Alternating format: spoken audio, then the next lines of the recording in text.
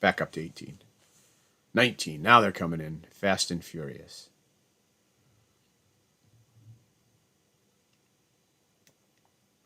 All right, let's get started. People can come in as they can. I hate when I do this. I forgot to put something in the activities that I should put in. Oh well, we'll get to that in just a second. So two questions. What falls in the winter but never gets hurt? Kevin Boyle correctly answered snow or snowflakes. It does hurt. Every snowflake that falls, though, does hurt me greatly. It's one more thing I need to get out of my driveway. And then the second one is, what does a ginger man put on his bed? A cookie sheet. Very good, Victoria. A cookie sheet. The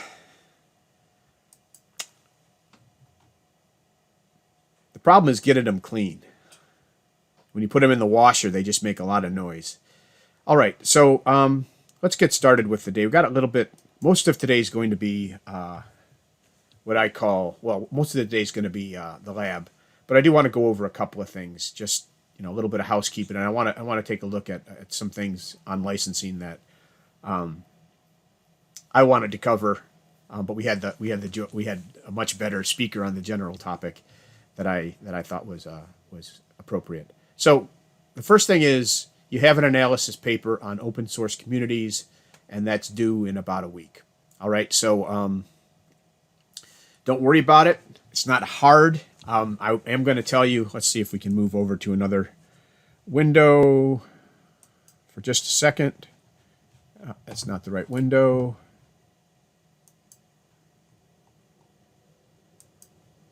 Oh, and that's not the right clicker.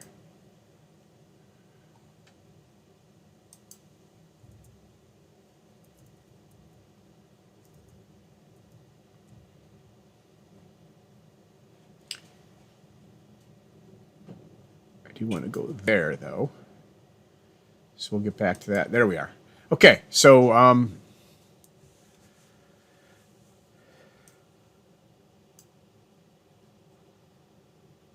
So if you go down into our open source course and you go down into assignments, there's an analysis homework section, and the analysis homework is here. And I've missed changing the date. This is due a week from today at midnight. I'll change the date in just a few minutes. I've read it 4 times, and I still missed that initial. You just skip over headers. It's just human nature. Anyway, this isn't a huge report, but I want it to be somewhere in the range of 3 to 5 pages nominally. If you do a good job, shorter is probably okay. But there are going to be a bunch of tables in here, so the thought that at least one page is going to be just tables is actually, doesn't make this very long at all. I want you to go through, and I want you to, using some of the things that you learned in your Lab 4 report, particularly the end, where you're looking at the licenses for 5 repositories, I want you to go in and I want you to pick 3 open source projects. They could be any projects you want. At least one of them should be outside of Arcos just to get a better sampling. But feel free to use none from Arcos. Just look around. There's a bunch of places. I give you a couple of resources here.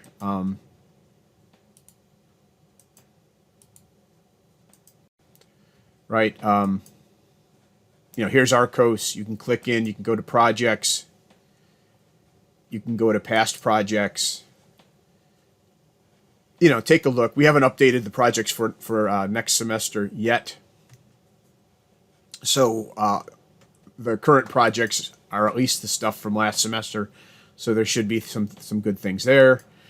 Here is Google open source.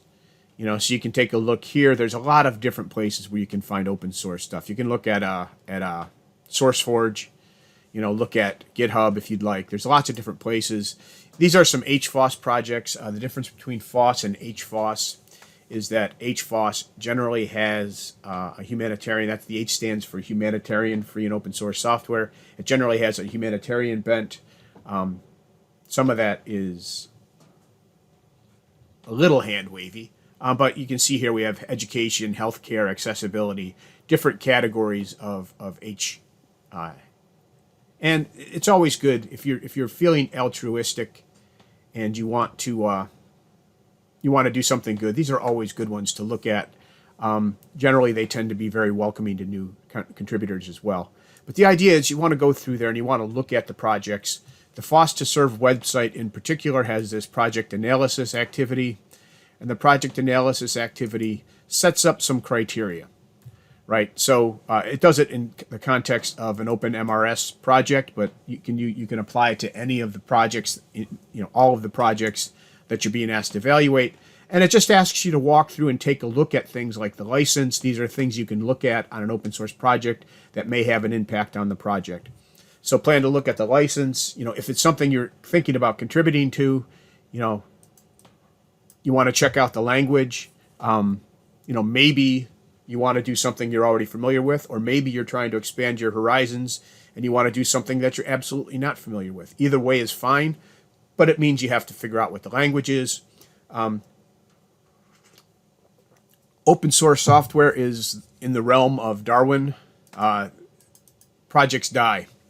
So one of the things you want to know is if you're thinking about taking over a project, in other words, you would like to drive an existing project in a direction that it hasn't been going historically, maybe you want to pick a project that, particularly on Arcos, that hasn't had a contribution in several semesters, or if you want to use this to work with people and learn new things from other people, you want to pick a project that's not dead. Either way, you need to kind of know how much activity there is going on, and you also sorry, I'm reading.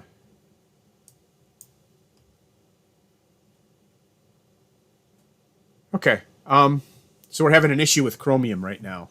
If anybody else is having that, please let us know. So you want to know how much activity is, whether you think activity is good or bad. Generally, activity is good.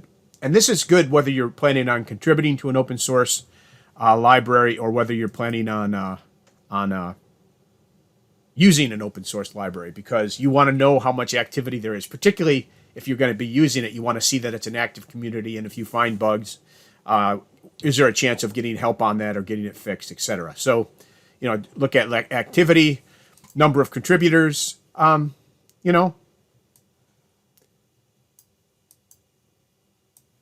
Young projects may only have one or a handful of contributors. Older projects hopefully have more than that. If you look at this particular class, right, and we look at our insights, you'll find out that, in fact, we have... This is just for the class itself. We have at least 18 contributors. Now, some of them have only contributed a line or two, but that's okay. That's how you build a community. So, as you go through, we want you to look at a number of these different areas, different sizes, and there's no right or wrong answer here. What there is what answer helps me understand what it is how this project maps into what I want to do. So please kind of go through that. I want you to create a table, right? The table should be based on this FOSS2Serve rubric, right?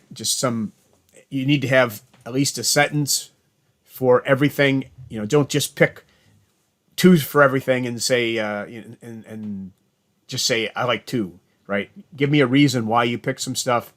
And create this for each one of the three projects, and then after you've done that, I want you to go through and for the rest of the paper, for the rest of the assignment, I want you to go through and pick one of the projects.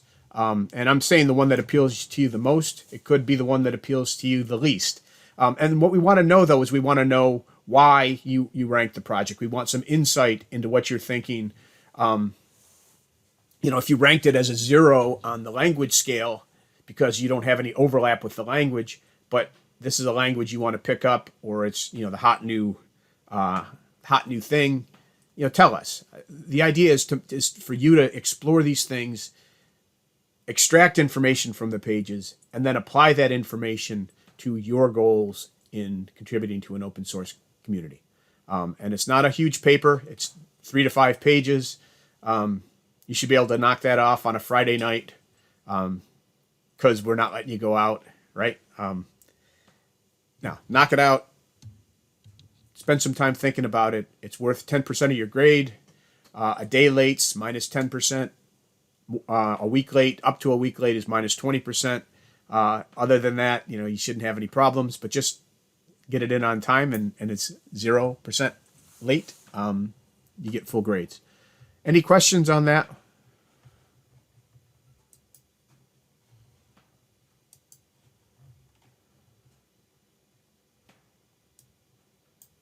I'm not seeing any.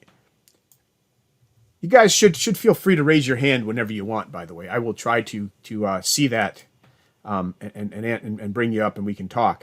This yelling at people is not necessarily the way I like to run my classes, but it is the way we've been given to run our classes. Hopefully this will be over soon.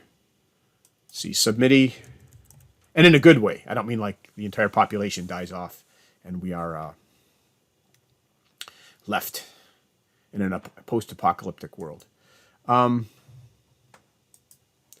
So submittee, right? We've been submitting our labs to the lab thing. That's still here.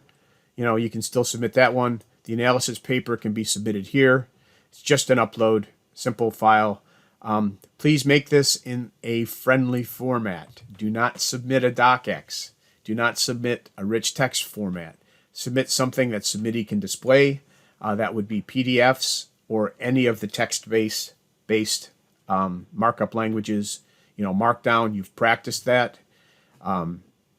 PDF is great. I have no problems with PDF. At least I can see them. They're not a good source to modify, but that's okay. I'm not going to be modifying your stuff. I'm just going to be reading it and grading it. Markdown works. Restructured text works. A simple text file works if nothing else is available. Just make sure when you're generating the table, you make something that's legible that we can read. So you can submit it there. The other thing on submittee is that I did run rainbow grades. Now, we only have through Lab 1 graded. We are working on the rest. I have a meeting with our mentors and TA at 4 o'clock today, and we'll see what time we get the rest of them done. I'm going to try to get labs 1 through 3 all done relatively quickly. At least lab 2 should be about ready to be posted, but you should be able to see your lab 1 grade. I'm going to give you a week from the time I post the rainbow grades, and so let's say I post them every Friday, which is my intention. You have a week to yell at me about the grades. Okay. After that, I'm just gonna they're resolved. So please try to get any regrade requests in or any complaints about the grades in within a week of me posting the grade. Just there's no reason for us at this point in our careers to be going through an entire semester trying to get grades reconciled. Let's see, what else did we have? It's probably good to know where we are. So let's take a quick look at the schedule. So if you want to see the schedule, you come down into open source, you come down into resources, and you look at the spring 2021 schedule. Right, so we're sitting right here. Next week, we're going to do build systems, and I reviewed most of that, and it held up surprisingly well, so I didn't have a lot of changes, which surprised me, but we're going to be looking at CMake next week. And, among other things, we'll look at make, we'll look at some auto config, we'll look at manually building stuff, and we'll end up with CMake. And then, so next week's going to be on that. Your project is due on Friday. The week after that, we don't have labs. And we'll talk about this as we go into next week. As you're working on the project, as you're working on your analysis paper, I want you to start thinking about your projects. And we're going to take Tuesday, right? There's about 40 some of you. We're going to take Tuesday to present some projects. So not the coming Tuesday, the week after. We'll spend Tuesday looking at some projects, some possible projects. And then on Friday, we'll take a test on this first part of the system, and I'll release some study material for you. Actually, it's already released. I'll review some study material and make sure it's correct before then. And then we'll have our test on Friday and move on from there. Okay, then we move into kind of the second third of the course. We'll pick our projects. We'll move on to the second term of the course. After the project presentations, we'll have about a week. By the next Tuesday, I'm going to want you guys to have largely settled on your projects. But we'll talk more about that after next week, or next week as we're doing build systems. We'll talk a little bit more about the process for getting ourselves on our projects. All right. Any questions about that so far? Awesome. Okay. Of course, you know what I did? I didn't actually show you guys the schedule. This is what the schedule looks like. We're sitting here. Okay. Our analysis is due here on the 26th. On the 2nd, we'll do some project pitches, and then on Friday we'll have our test, and then we'll just move into the rest of the semester. All right. And by the way, we'll get you feedback by the 12th when you will have your last data drop. By that point, we should have the test graded, we should have most of your labs in, and we should have the analysis paper looked at. So, all right. Shoot, one more thing. If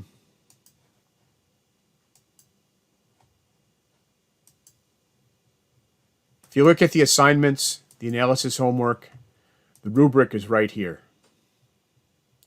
Okay? Grammar counts. Doesn't count a lot, but it counts. The tables for your initial 3 analysis count. They count 30%.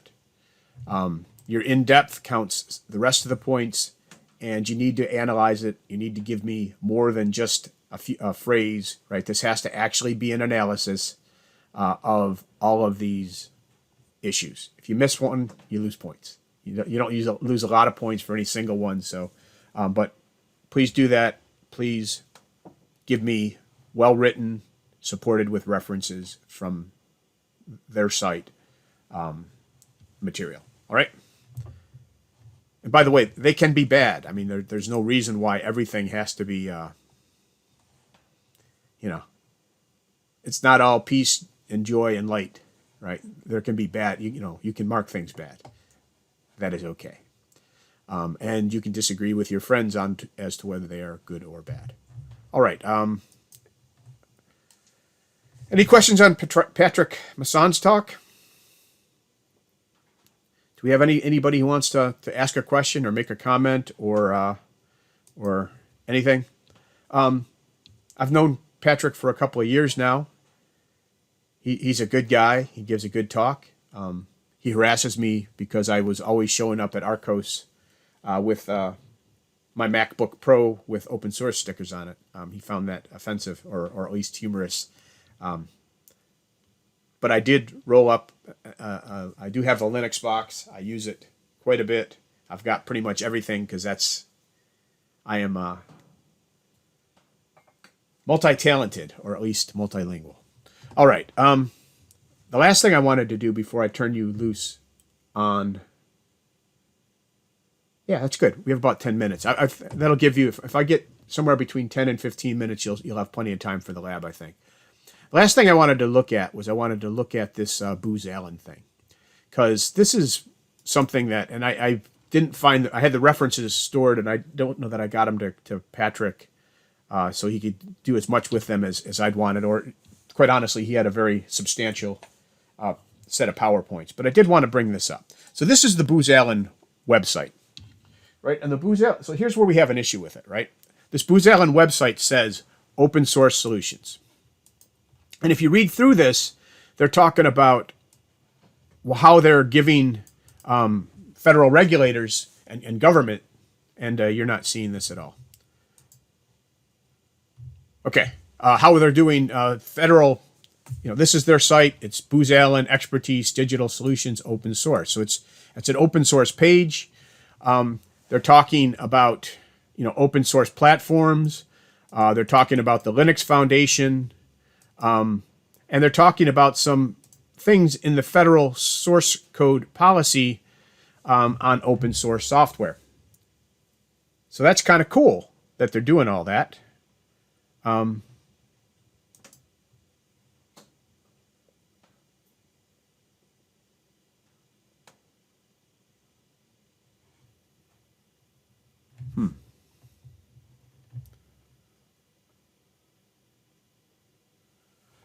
Sorry, I just got some weird stuff showing up in my... There, better. Okay, got some weird stuff showing up in my screen. All right, so this is all about their open source expertise, and they're talking about moving into or about Federal Code Policy 2016, mandating all agencies release at least 20% of their new custom-developed source code as open source software. One of the things you may not know about the federal government, Patrick talked a little bit about public domain. And public domain is not that easy of a topic. One of the things that he didn't cover, and maybe the thinking around it has changed, but getting something in the public domain is actually pretty hard. Because if you put something in the public domain and I claim it as my own, then I own it, right? There's not, it's not actually that close, but putting something in the public domain just by leaving it out there is not very effective. So for example, and without somebody, let me just strike that last thing. I wanted to talk about a different aspect. If I put something out in the public domain, but I don't put a license on it that says it's public domain, or I don't do something official to release my claim on the thing I put out there, I actually still own the copyright. So it's possible for me to put something out there and it's public domain because I have no intent of prosecuting anybody who uses it. But it's also possible for me to put something out there in the public domain, put something out there, not relinquish my copyright, and as soon as you start using it, impose my copyright on you, right? And it's trolling, right? I mean, essentially. So those things you see out on GitHub that don't have a copyright, that don't have a license, if there's not an explicit relinquishment of copyright, then somebody still owns it. And they could actually come after you and for using it, right? Believe it or not. So just leaving something out there is not good enough. You actually have to do something to actually relinquish the copyright. And, well, that's essentially a license, right? Or at least a disavowal of copyright. And writing copyright on something has nothing to do with whether it's copywritten or not. It's a way of informing people who owns the copyright, which is where you get into this. Can you prove, if there's something out there that's out there, can you prove that you were the author? Do you have the original papers? Do you have something that predates the web publication that shows you were the author?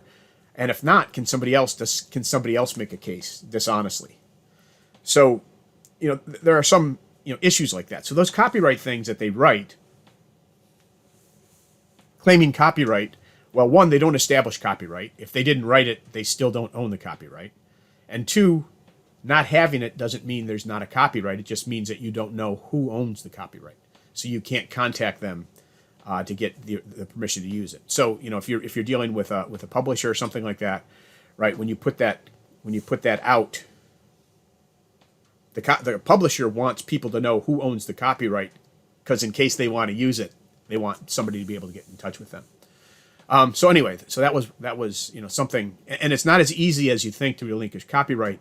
In the United States, copyright is given to anything without, you don't have to do any further action other than write it for any new novel piece of art, with one exception. If you are working for the federal government and are getting paid to develop something as part of your duties, then that and only that is in the public domain. So if you get something from a federal agency that they developed, not that they contracted somebody to develop with, most of the time the federal government allows contractors to maintain copyright for the work they produce for the federal government. So if you get something from the federal government that was developed by the federal government employees in the terms of their duties, then that is public domain. And that can be taken and done with what you like, unless you go to the European Union, because the European Union considers that copywritten U.S. government. They don't allow public domain. They don't allow that exception to the public domain's laws. So internationally, you still run into problems. Anyway, that was a sidetrack on public domain and why it's important to license stuff. Because if you put the license on it, then everybody knows how to use it. They know that version of whatever, even if you change the licensing later, they know that they obtained it under that grant of rights, and they can use it in perpetuity for those purposes. So that brings us to this Booz Allen Hamilton. So Booz Allen Hamilton, they're now being told that 20% of all new code has to be released as open source, right? That's Federal Source Code Policy 2016. And they're trying to come up with a way where they can protect themselves and give the appearance, right? Open washing or FOPN. I'm not sure which one of these it actually fits under. I'd have to go back and look at Patrick's definitions. But they're saying they're talking up open source. They're saying that they understand this policy, and they are leading the way among system integrators in this open source boom. They are an open technology provider. They don't just collaborate. They support their license. They support their clients, and they establish the Booz Allen public license to make it easier for agencies to adopt open source. All right. So the direct implication of this is that the Booz Allen public license is an open source license. Okay, so if we go in here and we look at the Booz Allen open source license, this is where things get a little fun. Well, here's the first thing, and they have this whole all the terms down here. It's a fairly short license, but here's the terms. They're allowing nonprofit, academic, and other nonprofit and commercial entities access. Right? And if you look now, and you look at the license, okay, this looks good, right? That basically says they're giving you a perpetual worldwide non-exclusive royalty-free license to reproduce, display, perform, modify, distribute, and use the product and derivatives in source code and object code form. That's pretty much what we want as an open release. Let's look at the distribution. You can distribute copies in source or object code form. That's great. If you distribute copies, it has to be under the terms of this license. That's fine. That's pretty standard.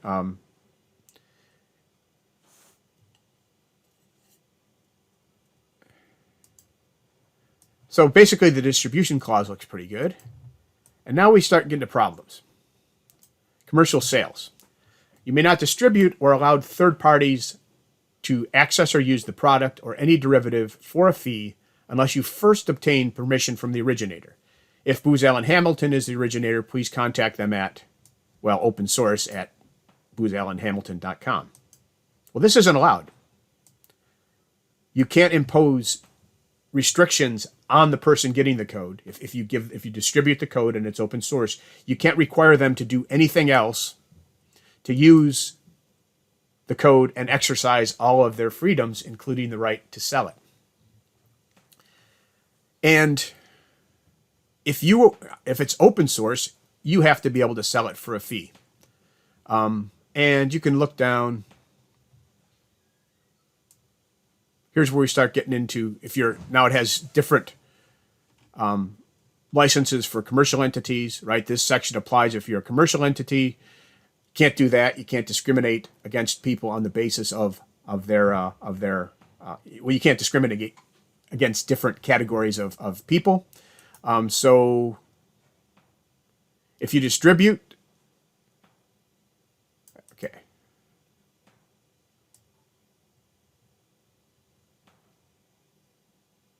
I'm sorry. It comes down into the commercial sales. Again, you can't do it unless you obtain permission from the originator. And let's see. So anyway, those are issues. You know those are the main issues. You can't sell the code without getting permission, and you can't distribute it if you distribute it for a fee. They have to. You have to obtain permission. Neither one of those are allowed by the terms of the OSI or by the Free Software Foundation. So now we can take a look at, right, this is actually in a Booz Allen public license repository, and we can start looking at some things. And we can look at the issue tracker, and this is David Wheeler. David Wheeler is a director of open source supply chain security in the Linux Foundation. He's actually a very good lawyer, open source lawyer. You know, he raised an issue. Please make clear this is not open source. And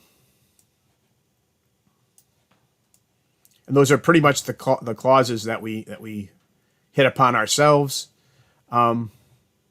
This is his analysis of why it's not open source. There's a bunch of people who agreed with him, including Ken Fogel. Where's Ken? He's a big contributor to open source software. As far as I've seen him in a lot of different places. And then here is the official comment from the Open Source Initiative saying that this is not an open source license. It's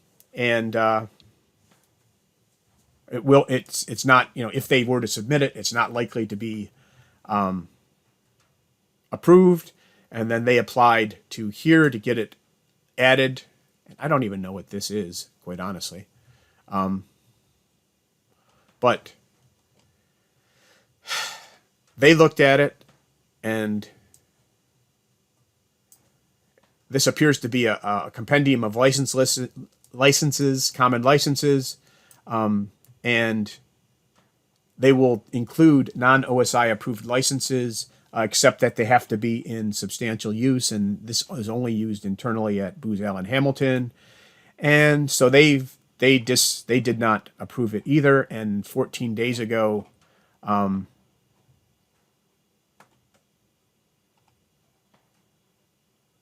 think this is the Booz Allen Hamilton guy, said, yeah, we're kind of looking at this again, and we haven't decided process of reevaluating the license, which is good. That's what they should do when kind of faced with this clear cut, not an open source license kind of thing. And then David Wheeler even put in a pull request. He created a README clarifying that this is an open source software, which, by the way, this is a remedy. But if you read their front page, it's pretty clear that they are all over the place representing this as an open source initiative. So I didn't even read what the pull request says, but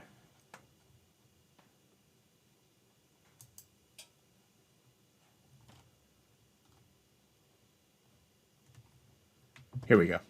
This is not an open source license. This is why.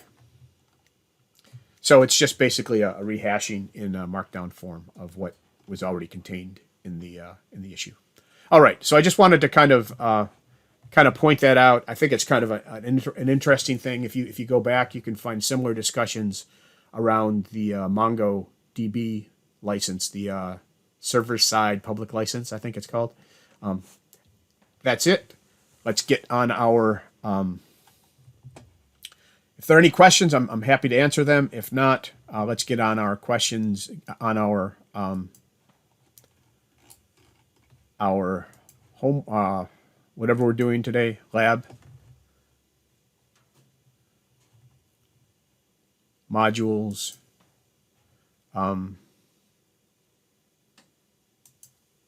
licensing, lab licensing. So there's the lab. I hate doing this, but I'm just going to cheat and make that.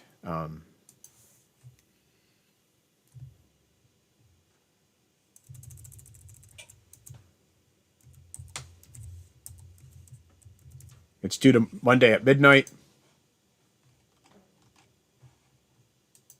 I'm just going to commit the changes. Don't ever do this. This is a really bad way to do it.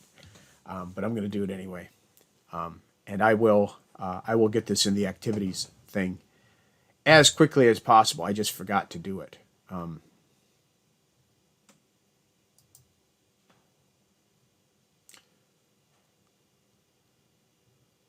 If you have any questions, let us know. We'll stick around. We'll monitor the rooms until 2:10 at least. And if you're a single in a room, feel free to move around.